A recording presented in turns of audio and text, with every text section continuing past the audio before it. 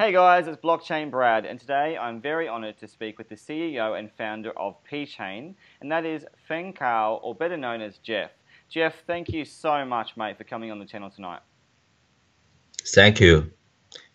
I feel very honored because PChain is a buzzword right now in blockchain, and let's talk through some of your credentials before we unpack the very exciting blockchain that you represent.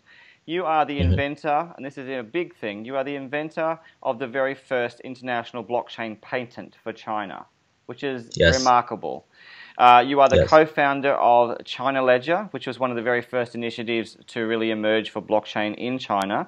You are the chief Yes. scientist of Blockchain Application Committee in China Federation. So once again, Yes. leading the way right from the outset. You've successfully accomplished the first blockchain-based assets earning rights transfer in the world. You are the ex-chief scientist of the Internet and co-chair of the patent review for IBM research in China. You have a long history of IBM involvement, and you've been on the CCT for blockchain. You've done amazing things for them right from the beginning when blockchain first happened in China. So, exciting times for you. You've done a lot of things. Thank you so much once again for doing what you do in blockchain. Thanks, Brad. Thanks for your introduction. No problem. So, we're here to talk about PChain. You're leading the way in blockchain, arguably in China. You started this thing some time ago, but let's find out about what that actually means in the context of blockchain. My research has suggested that you have been in blockchain right from the start. So can you tell us a bit more about who you are and essentially what you've done in blockchain? Okay. Yes, as your introduction, I worked in blockchain, fully working in blockchain for 3 years. In fact, my personal interest of interest in our blockchain since 2011 is still in the Bitcoin era, but nowadays everybody know blockchains.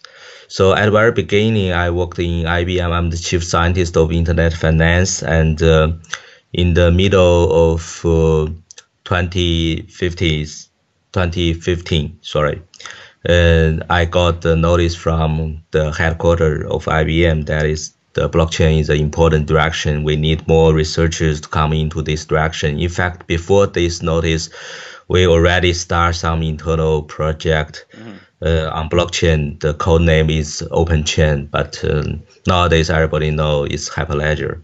Wow. So at that So stage, you were yes, involved in that. yes, we are part of it, and we're also doing some not just the application level, but the real development on the open chain. I see. So both, And sorry to interrupt there as well, Jeff, but obviously in the Chinese space, you were at the forefront of blockchain evolution iterations.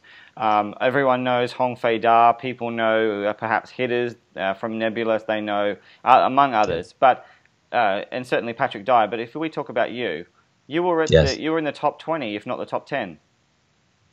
yeah, maybe top 20 or maybe top 10, Yeah. because in the very beginning of China, I'm talking about 2016. In that period, in China, maybe less than 10 people really understood the blockchain, not just this word, but the deep understanding how it is, how the theoretically how to build a system like in this. Very few people in China know this, and in fact, it is really a small group of people. People know each other very well, so that's why even by now we are still in the core team, in the core group of these people. Right. Yeah. So you mix and mingle with these people that we now know as CEOs of blockchains.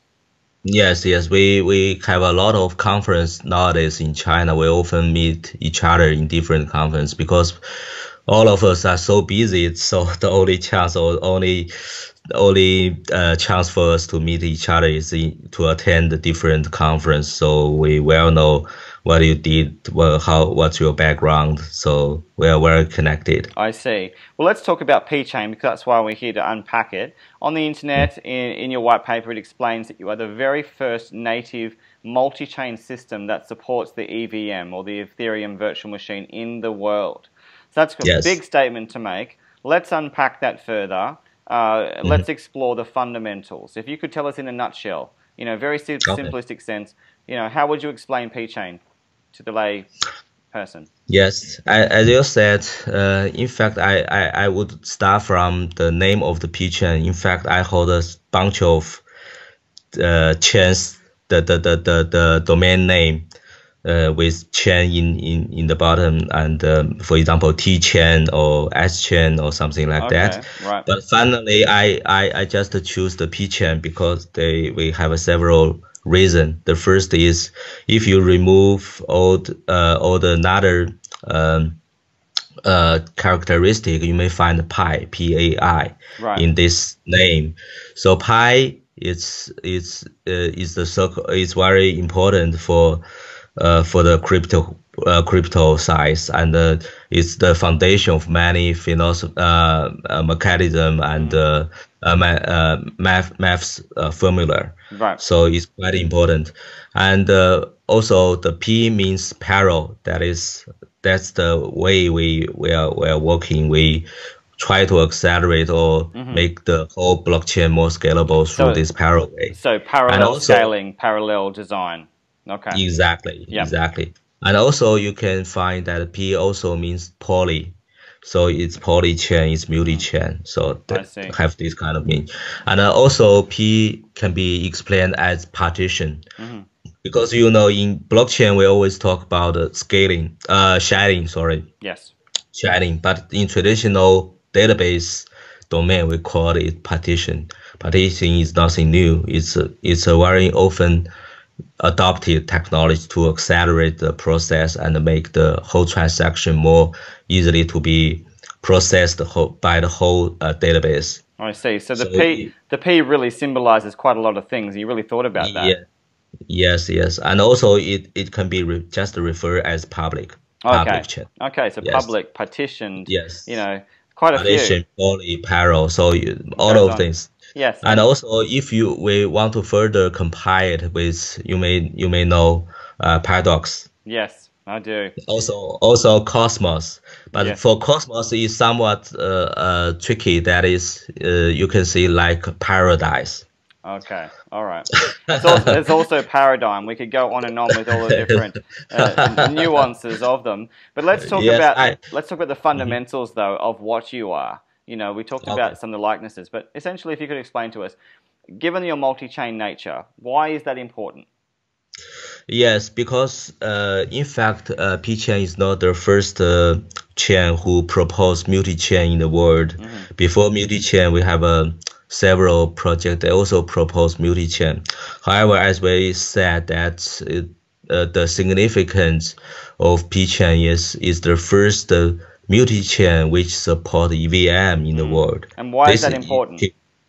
Yes, because before PChain, many chains, they do this kind of multi-chain, but they just simply to integrate Java or Node.js or this traditional programming language, but not designed for the smart contract. Right. So why is this important? Because if it's a smart contract programming language, at first, in most cases, we will highlight this tooling complete. Yes, but I think this is common for Java and Node.js. But the key difference, you need to have some mechanism to make the smart contract to have some hard stop. Right. That is, you need to have some gas to be exhaust.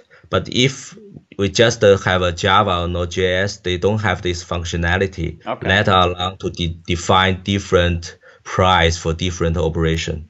So this is very important for why we choose Solidity and EVM, because we do not need to redesign or reinvent a wheel because it already exists. I see. So we just want to support. So this is a very fundamental difference. On the other hand, people may ask, why it's just your team, it's just a PChain to support EVM in multi-chain way? Another background is because EVM and Solidity is so new.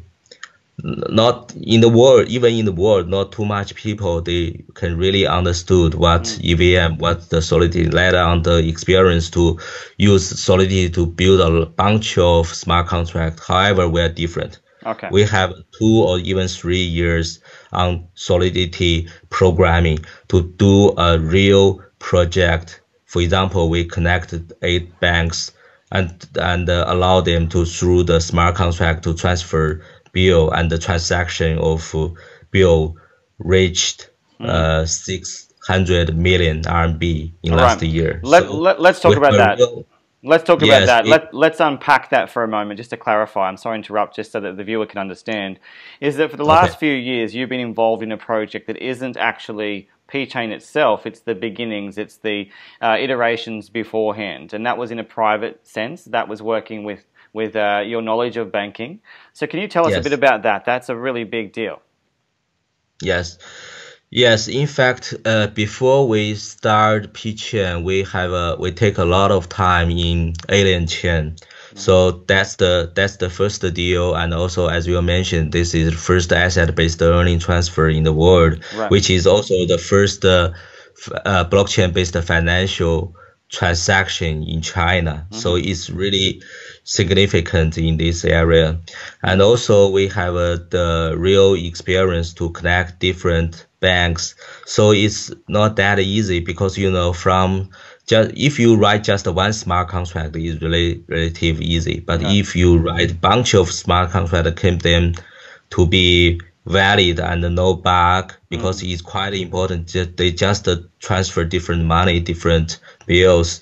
So it's quite important to keep the smart contract self-contained I and see. make it safe. And Jeff, in that sense, you had a permissioned blockchain, given that you also were focusing on banking at the time. Were you generating revenue? Was it a viable project? Yes, because the user of this system are banks, they can do a lot of transaction based on this system. They will give us the transaction fee, but it's not used in gas, but they will get some percent of their transaction. For example, if they trade 1 million, maybe they give 1 or 2% of the transaction fee to us. So it's totally different from the public chain. In public chain, you can hardly have this kind of business model, but it works in alien chain. But the point I want to point out is just because of this 2 years practice, this is just one example. In fact, we do a bunch of practice in alien chain. For example, we also collaborate with a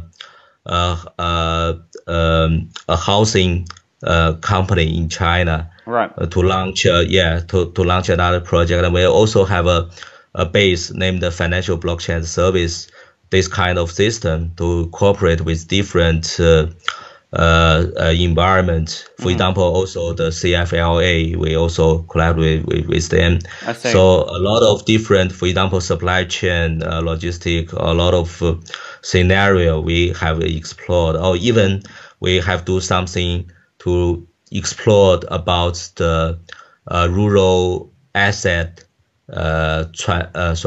exchange. In rural there are a lot of house, but their house is not not that exchangeable, because it's limited right to the rural people. I So see. you can hardly sell the house to a citizen who live in big city. Okay. So it's different scenario, but we try a bunch of this kind of alien chains. But during this kind of practice, we found that because most of the technology coming from public chain, right? So, but existing public chain, for example, Ethereum, Bitcoin, and another system, they will have some kind of problem, especially in smart contracts. For example, the scalability. I think everybody knows the scalability problem of smart contract. On the other hand, we also have some problem about the open loop, because Bitcoin is closed loop, but if you adopt a smart contract, you need to rely on a bunch of external data, and while often the quality of this kind of data is not that guaranteed. And just to interrupt, because we will progress through and we will discuss some of those problems, but I wanted just to go back a moment to address some of the revenue that you generated from, as you said, your alien chain. You managed to achieve a revenue of approximately 600 million over the course of this blockchain so far. Is that correct? Yes, that's the transaction. That's the bill amount we have processed in the system, not the avenue. Okay, so not revenue, but that's the number of transactions. But Yes, you have achieved a but revenue. these are real money. Yeah. This is RMB. Yeah. Yes. Yes. Okay. So real money, a real blockchain. It was private. Can you just tell us a bit more about your connection with R3, because that's coming up in some prominent blockchains right now. You are clearly involved with banking right to the core of blockchain.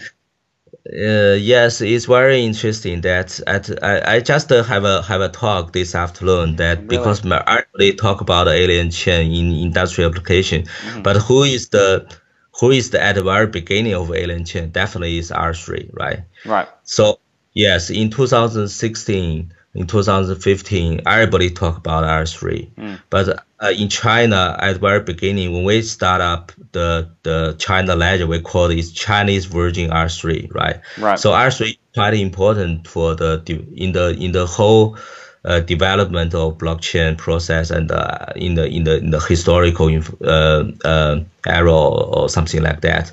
But yes, definitely I have a very interesting connection with R3 because I'm from IBM and also one of the co-founder of R3 also from IBM and the chief architecture of R3 also from IBM. And when I left IBM, I also through my colleague I have email exchange with Richard Brown to talk about the relevant design and also something. And I'm very honored. Maybe I'm the first Chinese who came to the office of R3 in New York. Right. So yes. So that's the connection. So it really puts you in a really good position as well, no doubt.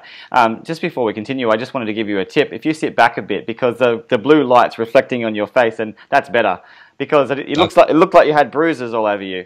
Now that looks great.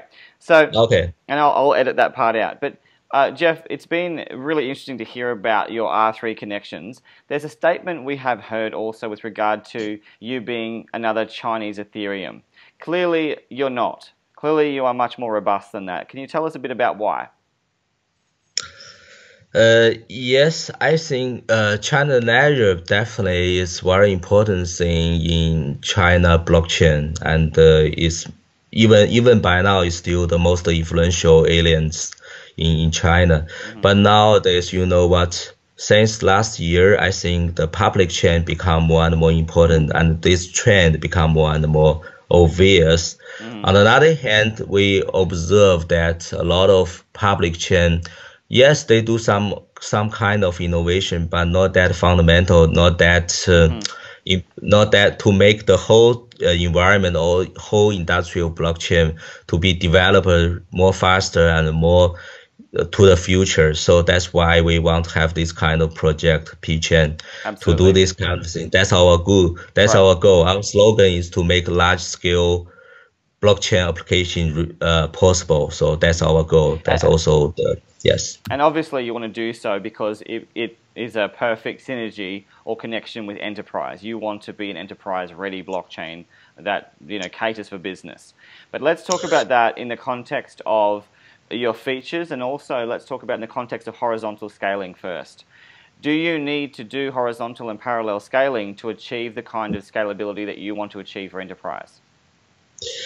Yes, I think to collaborate with enterprise, I think the trend is also very interesting. That previously why we do alien chain. So one of the consideration is the performance, is the capability of public chain. Because if we just adopt the public chain into the scenario of enterprise or alien chain, it doesn't work. It doesn't work. So that's why we go back to the alien chain. It's somewhat very similar to the development of internet. Nowadays we use the internet everywhere, right? We can have a video conference, we have a voicemail, we have a whatever we want through internet. But at the very beginning, you can hardly imagine that because we are at the very beginning of the internet is intranet. We build the intranet, office net, all these kind of things, just like alien chain. Right. So it's like a small scale application of this kind of new technology. So the same things happens in blockchain.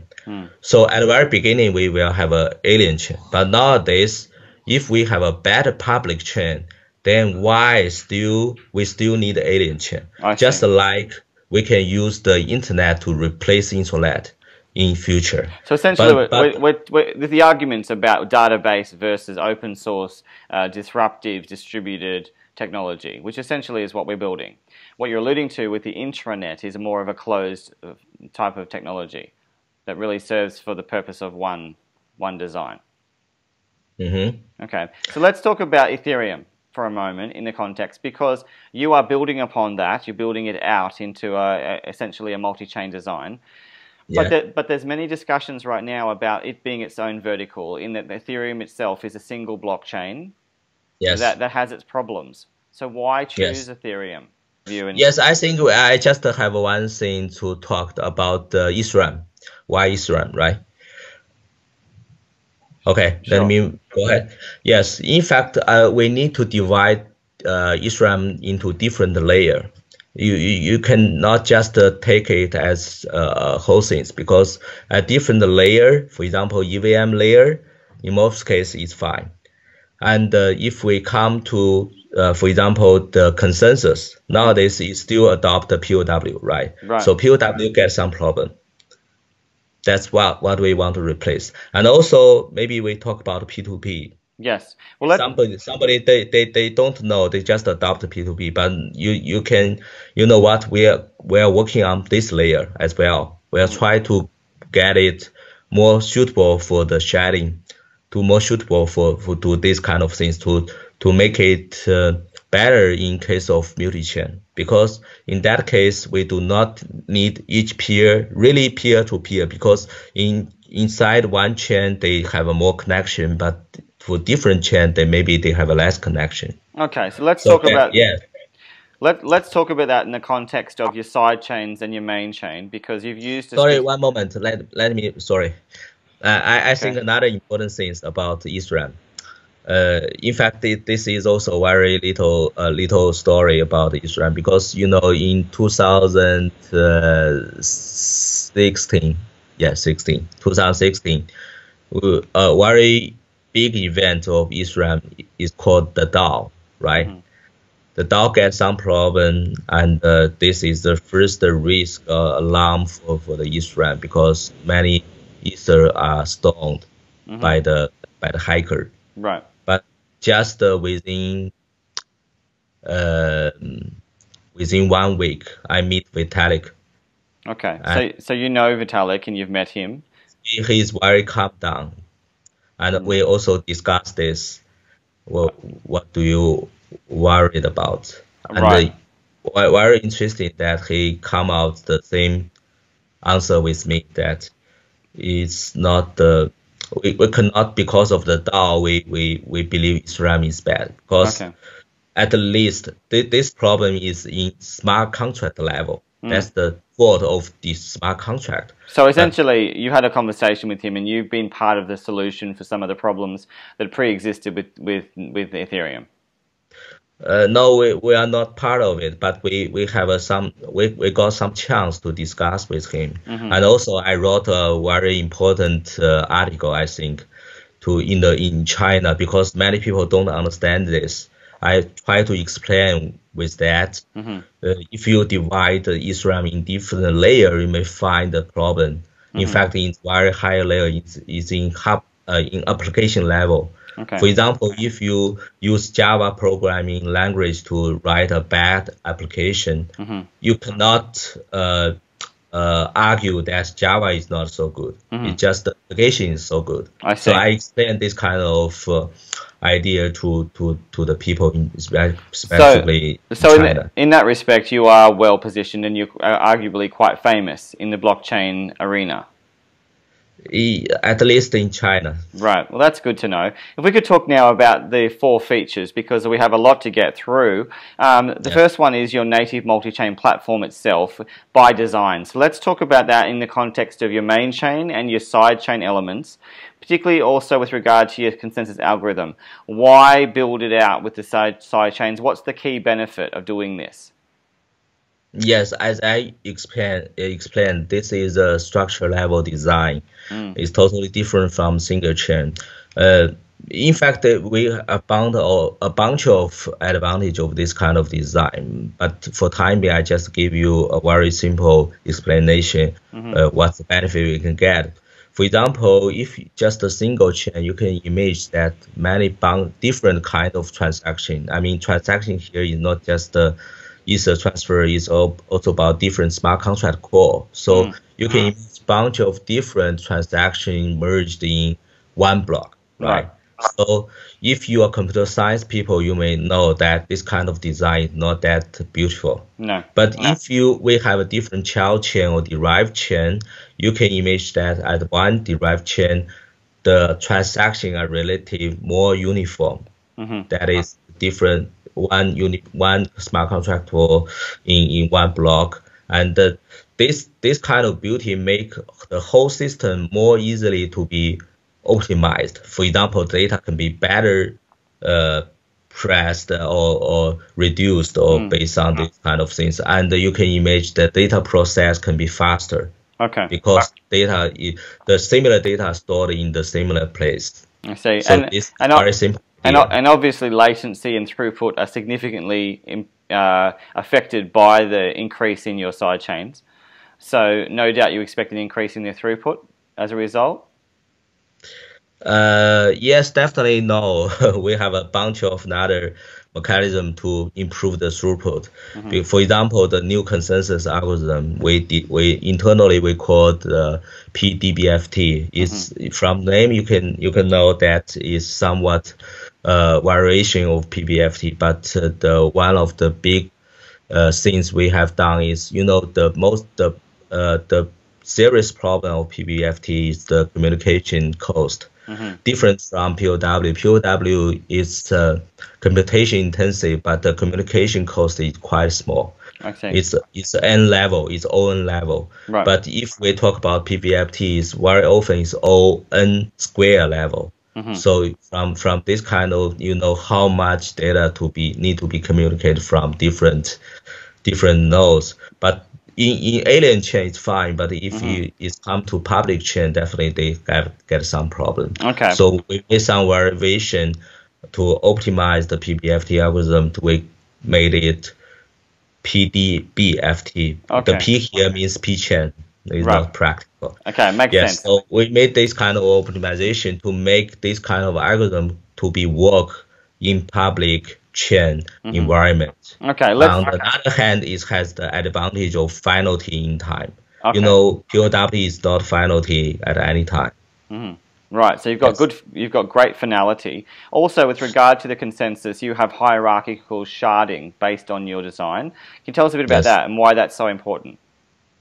Yes, hierarchical sharding is a very simple idea because sharding, most cases because people consider this problem in one chain, right? But if we talk about multi-chain, definitely we need hierarchical level sharding to do these kind of things. So maybe at the very beginning, people may wondering, you just use multi-chain. It's somewhat like a sharding. But this is just a structure level design. It's a different things of sharding. We can adopt the sharding technology in any child chain of multi-chain structure. So these two different level things, we can combine them to further improve the throughput of PChain. I see, which sounds exciting. That moves us across again for the very purpose of it, which is your smart contracts. So the smart contracts are based on smart data, and that smart data itself is quite robust in what it's doing. So let's talk about those two. Yes, this is very interesting part. Yes. In fact, Ethereum have the Oracle mechanism, but we because another background of me is AI. I was the tech leader of IBM Next Grand Challenge in China, and we in last Grand Challenge we adopt a knowledge graph to deal with the Watson. So I'm very honored to be part of W3C RDF working group since 2007. So W3C is a design, have the design of knowledge graph and also the ontology to make it like a standard to better incorporate semantic data into the network. So that's their original motivation. But nowadays, when I say Oracle, because a lot of people want to incorporate external data into smart contract, as we said, it's not closed loop, so it's open loop. Right. So very often the quality of smart contract, it depends on the external data, the quality of data.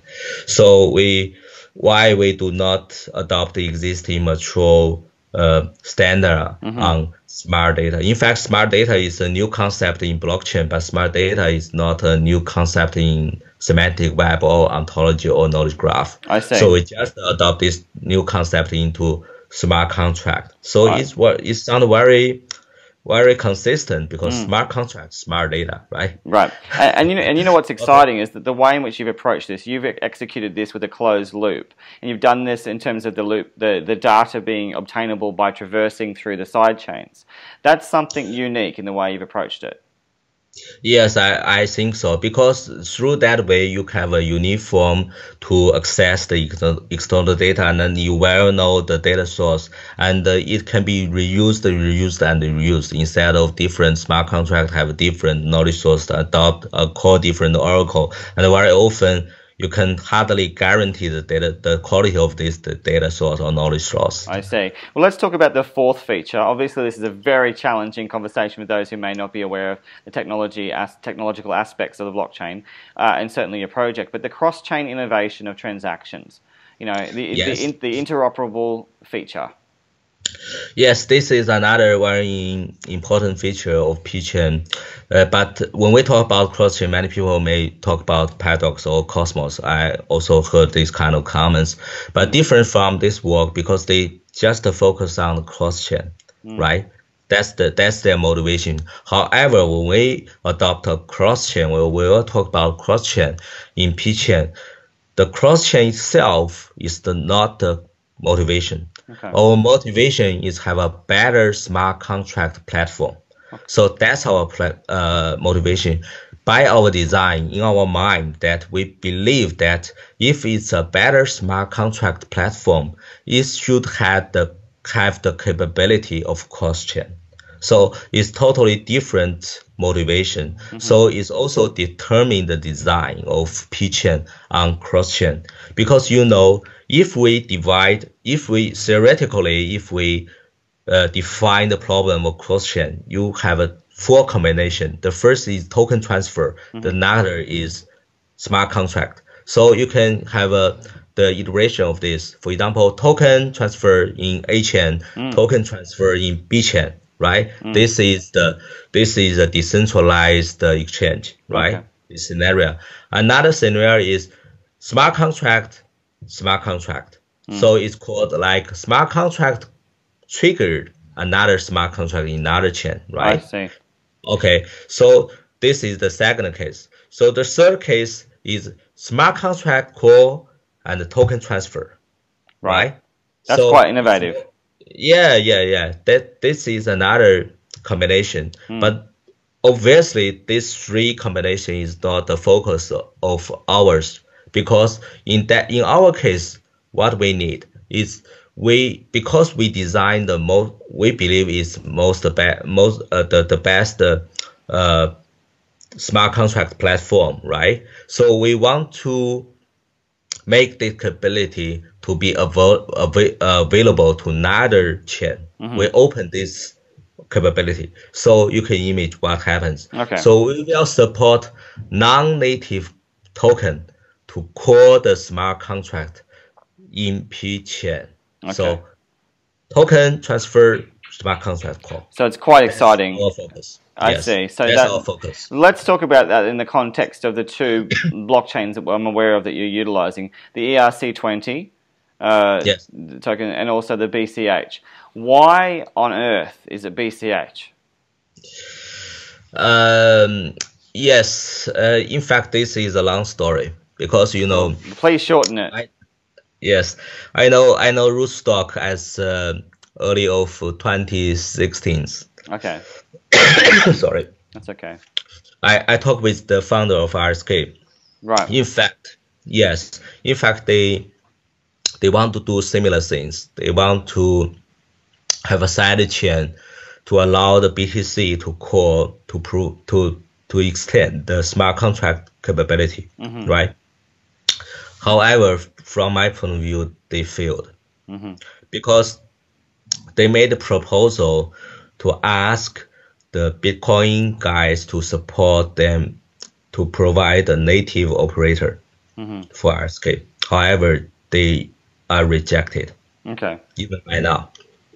So why we choose BCH? In fact, this is just the first choice. Maybe we will support BTC as well in later on. Right. So maybe just a case by case, step by step. Right. But we believe maybe BCH they have this kind of insight to allow us to cooperate with them to have a native design operator specifically to support the external smart contract call. I see. This is just our roadmap and maybe a strategy choice. But technically, we want to support all other non-native token to call the smart contract capability provided by PChain. I see, and that's quite innovative as you've mentioned, and it's something different and unique. Let's talk about how you aim to improve DApp support utilizing the platform. There's two points of reference, your artificial intelligence and your digital assets. Yes, in fact, because as we talk about smart data, it's like our knowledge graph is like a foundation to incorporate different sources. We believe, I think maybe everybody of blockchain, if they work in this area to longer enough, they will have this kind of expectation. Or definitely, I think it's not the expectation. It definitely happened. That is, the blockchain will be collaborate with AI, collaborate with IoT, collaborate with all of the stuff, all mobile, all this cool technology. But what's the theory why that happened? It's quite easy to be understood because more and more data will be in blockchain directly. And then for AI, for big data, for mobile, all these kinds of things, the most important source is data.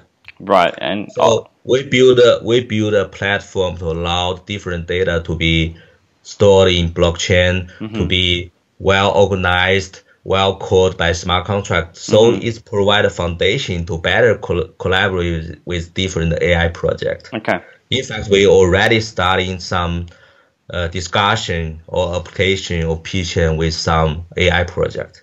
Right. So that's exciting because you're connecting with other projects, and that means that you're trying to build out your own position in the marketplace. Let's talk about smart data in the context of oracles as well, because you have an oracle mechanism. How important is that, particularly with regard to your dynamic state as opposed to a static one? Yes. In fact, this is the only extension we want to do with Solidity or EVM. That is, we are currently in design that we will have a internal smart data expression inside of Solidity or EVM, and we will allow you to declare a smart data variable in the smart contract. Right. And through this, you can call, you can get, you can set, you can put all this kind of smart data into the platform or the module we provide by the PChain to access this kind of data. On the other hand, because once the data is inside of smart contract, it can be referred, it can be calculated, it can be do anything, any logic you want to adopt in the smart contract. I see. Wow, that's quite innovative. So in that respect also, if we could move across now to the block design, something I've read, as I was unpacking and reading through your work, is that you're trying to generate blocks to broaden the entire network. And essentially in doing so, you want to build out a multi-block generator. Yes. So how does that work? Yes, it's very interesting that, I made estimation of blockchain, the development of blockchain very often.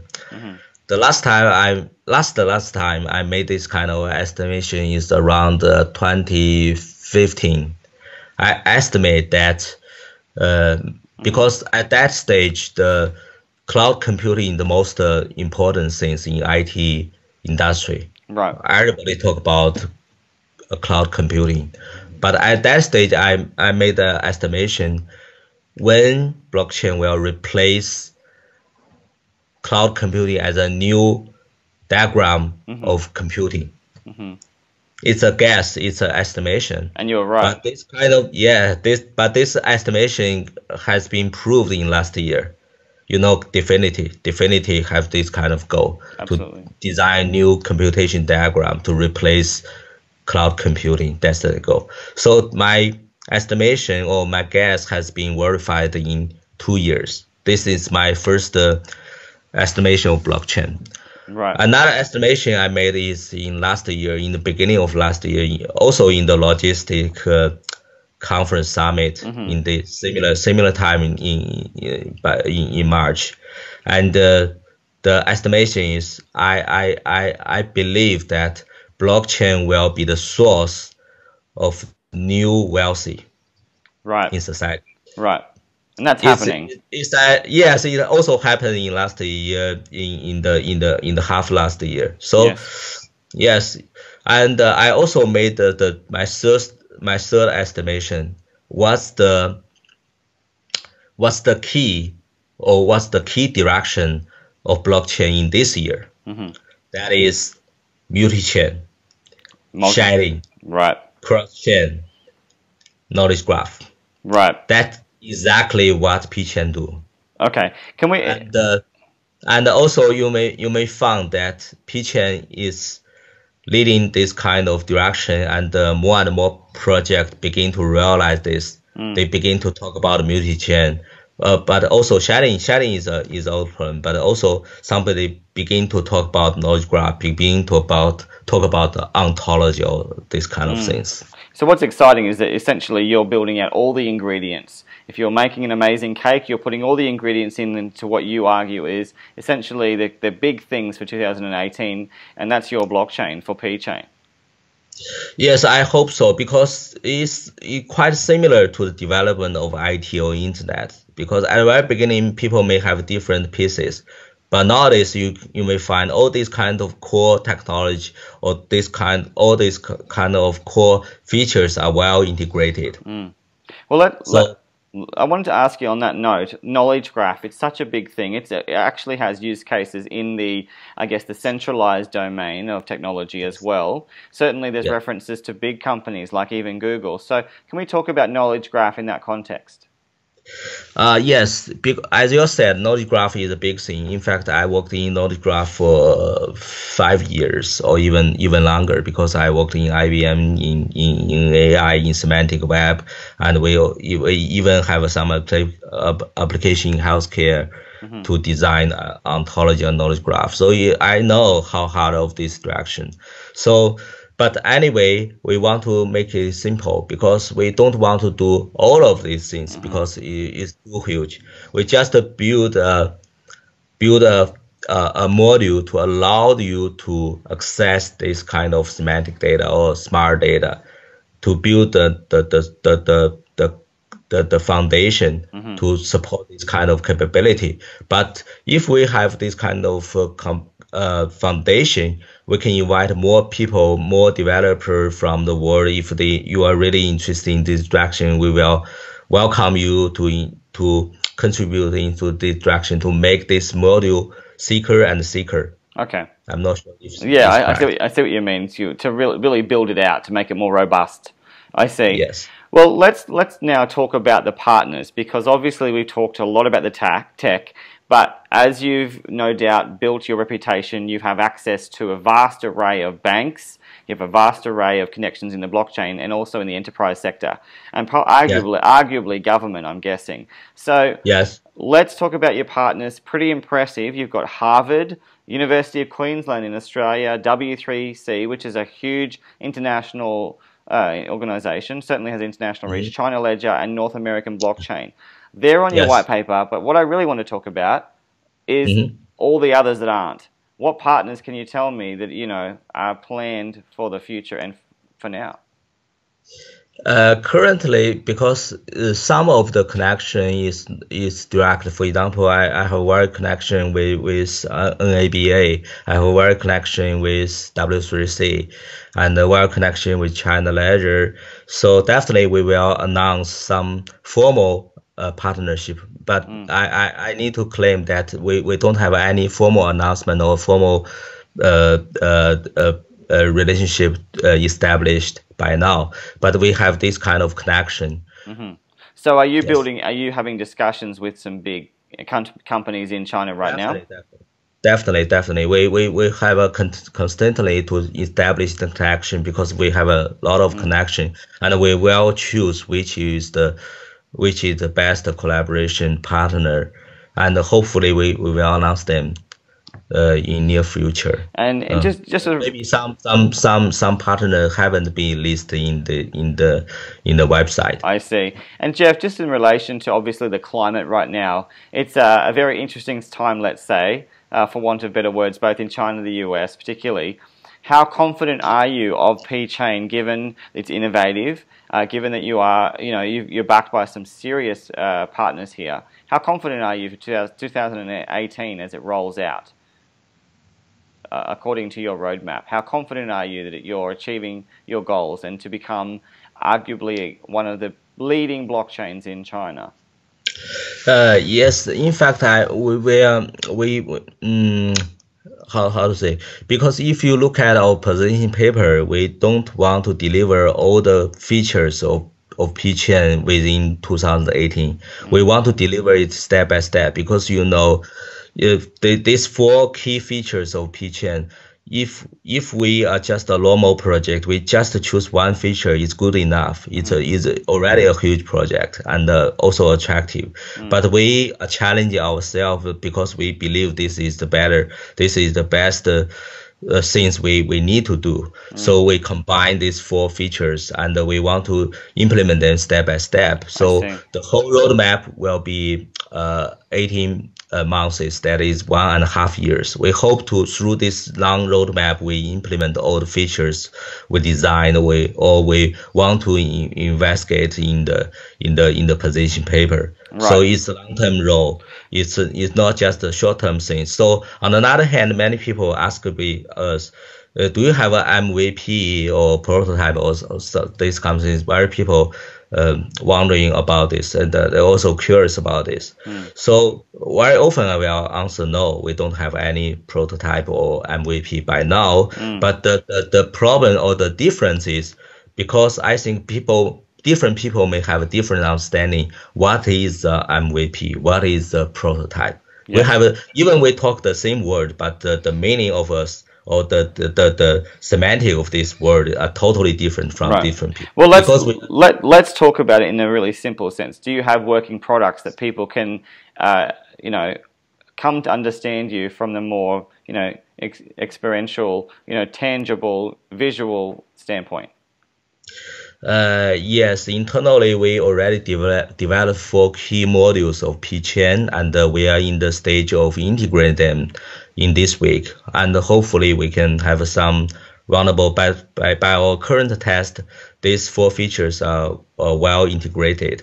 So maybe a demo visualization is on the way, but currently, sorry, we cannot comment. But that's I want to say, I say that because I just let you know that we are not starting from scratch. We are not nothing to have. We have a lot of things, a lot of code exist, and we are expert in this domain, so we can easily.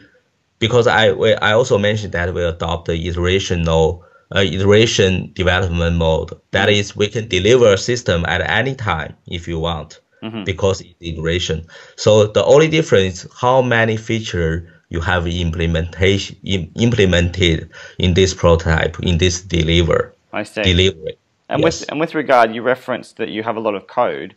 Is that something that people could actually see on the GitHub? They could actually interact with the code, or is that closed? Yes, definitely. We will make it open source when our testnet is online, but not now, because we believe it's if we open it too earlier, it's maybe introduced.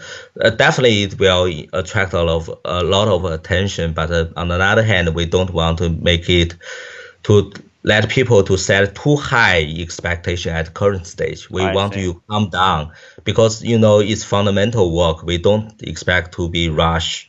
We hope it's slow down and make it stable, make it really workable. We have a lot of internal tests, internal discussion, internal redesign to make it more robust. Well, let's talk about that in the context you mentioned about your roadmap. The feedback from many people in the community is that it's a very, very long roadmap, something that many people are not used to in this space right now. What would you say to those people who say it's so long? It's just so long. Okay, we can make it shorter, then cut off 3 features of PChain. So essentially what you're saying is that you really need to build this out really carefully. If you want something really good, you can imagine it cannot be rushed. We need longer enough time to produce really good things.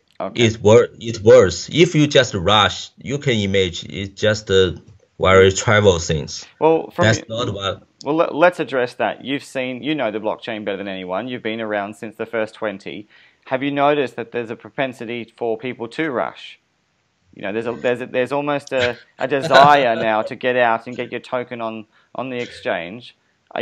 So from the experience of the participant, that's what they're getting used to. So can you see the challenge? Yes, at first, as I already discussed, PChain made some fundamental changement. Right, it's not just a very simple variation. Just maybe even I don't want to say their name, but some of the project they just get some changement on the parameter. Then it's a new project. Yes, we call it a tweak. So they tweak it slightly, and suddenly they have a blockchain. It's very common. So that's definitely not what we want. Yes, and I appreciate. Thanks, Jeff. Let's talk about now your application scenarios. There's many different use cases for you. And we can list a few of them, like distributed AI, distributed Q&A, digital asset transactions, and the list goes on. What would you argue are the key or fundamental use cases for your blockchain? In fact, in my mind, I believe blockchain will be as well in the world in future. That is, currently we will distinguish, this isn't based on blockchain, this isn't not based on blockchain. But maybe 8 years later, nobody talk about whether this system is on blockchain or not, because every system is on blockchain. Right. Every valuable data, every valuable transaction are based on blockchain. Blockchain is as well. But the problem is, so at that stage, you can see that all of the application you can see that is on blockchain, right? That's the future. But how to support that? Definitely, we need a very better platform, right? I compare the performance of blockchain with a middle-sized website. Yes. You know what? The performance, the difference you can hardly imagine is 28,800 times different. Right. Well, that's significant. Yes, there are huge time space to be filled, the gap to be filled of this. So I believe it's not just a one generation, maybe several generations of blockchain can achieve the same scalability of internet company. Well, let's talk about, though, once again, your use cases. We've mentioned some, but clearly I need to just touch on these. Some of them are your digital ID, trackable social networking, game and rule setting, notary systems, full cycle collaboration systems. Again, the list goes on. Market forecasting. these are serious use cases that you can apply your blockchain to. Yes. So yes, I agree. So in that context, there's real applications. It has real value in the business sector. What are you doing? What are you doing right now to engage in the enterprise space? Yes, in fact, we already have some discussion with the application level things. For example, we already support a culture-based blockchain application, and we also collaborate with some key lab in China to do the digital identity. So it's a real project. It's not just a estimation or just a plan. It's ongoing project, and we even get some support from the fellow, research fellow in China. They're very important guys in academic domain. Okay, that's exciting. If we could talk about now, we've mentioned the length of the roadmap, but we haven't discussed big things happening in terms of specific times. You've used the analogy of water from dewdrops right through to ocean. Interesting. But the main focus this year is what? Focus what? What I'm asking you, what is the main focus this year for the next few months especially? I see. We will have the mainnet online, and you can expect the mainnet with the main chain. Sorry. Okay, and when is that? Main chain, child chain. So we will have a main chain at first, and then come to the child chain, because each child chain means a new application. So definitely, hopefully, we can maybe a little more aggressive is we have a one main chain and the first child chain. Right. Now, so it depends. And to achieve this really ambitious plan, you need a great token, and you need a great token purpose. So what is the purpose of your token fundamentally? It's just similar to Ether. Okay, so it's to measure the labor of the blocks to function as a fee structure? Yes, if they want to call smart contract, they need to use PCH to call the smart contract. Right. So essentially, it relates to the issuance of the smart contract in the frame of a fee. Yes, exactly. The same logic with the Ether in Ethereum. Okay. So in terms of tokenomic talk, let's go there. Can you talk us through the ICO plans or when that's happening? Whatever you can tell us. Yes, in fact, we are really wondering about this because, different countries have different strategy or different law in this space. Right. So, frankly speaking, we don't finally determine the date of ICO. If we do this, definitely we will do very carefully KYC. After that, we will have this. So at this stage, you're not at the stage of pre-sale. It's not finalized. Okay. Yes, it's not. Yes, just a private sale and a pre-sale like this. At this stage. Yes, at this stage. I see. So hopefully we can find out more in the coming months what you're actually going to plan to do, and we'll sit and wait to watch. Let's talk about concerns. You've mentioned there's no MVP, and you've addressed that. But are there any other concerns you have given the climate we're seeing right now with the downturn in cryptocurrencies as opposed to blockchain? Are there any concerns you have, particularly being in China? You mean crypto? Sorry. Sorry. Because obviously there's a sentiment in China that crypto is problematic, but blockchain is great. It's great. Let's talk about that. You're in China right now. How does that affect PChain? Oh, yes. In fact, even though I'm staying in China, but the foundation are registered in Singapore. So the whole project is under the law of Singapore. But Singapore, if you do blockchain, even with token in Singapore, is legal. It's no problem. And on the other hand, if we we have some contributor or participate of PChain at current stage, we will restrict. If you are USA, if you are Chinese, we don't allow you to attend this kind of this.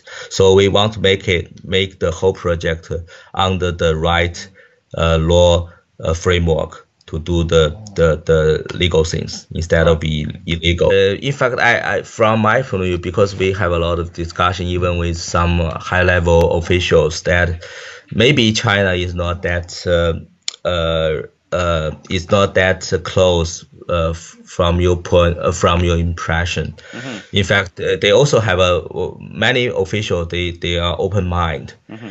But yes, but I think it still needs some time to change that. Right. So yes. Obviously, from the outset, you're very excited about PChain. You can see many use cases. You certainly have connections with many different stakeholders in blockchain in China. Is there anything you'd like to add that you haven't said about PChain that you want to educate the audience about? Yes, I think when we start PChain, we want to have the real value of blockchain. That is, currently some people argue that the blockchain is decentralized. However, it's developed in a centralized team, in centralized way. So we want to invite more and more developers come to PChain's ecosystem to contribute the code to PChain directly or indirectly. So we want to build this kind of ecosystem to come back to the real spirit of blockchain, to make it really decentralized, to make it more stable, to make it better platform to make the large scale blockchain application possible happen. I see. And on that note, I'm glad you mentioned that. No doubt you, because of your ambition, you have a large team of developers. How is your team going, and what are the numbers like of your team? Yes, nowadays we already have around 13 R&D people, and some the admin people to help us to do these kind of things. I see. So this team grows really fast. I will come to Shenzhen tomorrow, and we have a new team members in Shenzhen as well. And nowadays the team member across China, Middle East, and also Singapore, and hopefully we will have some member from US. So it's an international team, and we hope to ensure the capability or the quality of this blockchain project. Absolutely. And make it international, even for our participant of this project. We're very selective, but also the one dimension we consider is the diversity of the participant in the world. We want different country or different people. If it's legally, from lawyer side, it's okay, then definitely we want to have some representative as the participant from this country or this area. Well, Jeff, or as I should say, Feng Cao, it's been an absolute honor to speak with you today. It's been a very long conversation. It's very late in the evening. It's approximately 3 o'clock where I am, and no doubt 12 o'clock where you are in the night. At the best of times, it's difficult and challenging to speak about blockchain. So I do appreciate that you've really gone into the nuts and bolts, the very crux of what is PChain. You clearly have been well positioned right from the outset in China. You have a vision. You want to make this work. We are going to be watching you in 2018 with zeal, and we're going to be watching you in 2019 and 20 as your long roadmap comes to fruition. And hopefully from that we start to really see it have its utility, have its position in the marketplace of blockchain. Yes, that's our goal, and thanks for your good word. And also we want to do some really things to make the whole industry more healthy, to make the blockchain to be really generate some value to even for the world, for the human beings. Absolutely. That's our goal. Well, Jeff, thank you so much for your time. You are the founder and CEO of PChain, and we wish you all the very best for the rest of the year. Thank you. Thanks, Brad. Thanks for your time. Thanks for the interview. No problem. Thank you.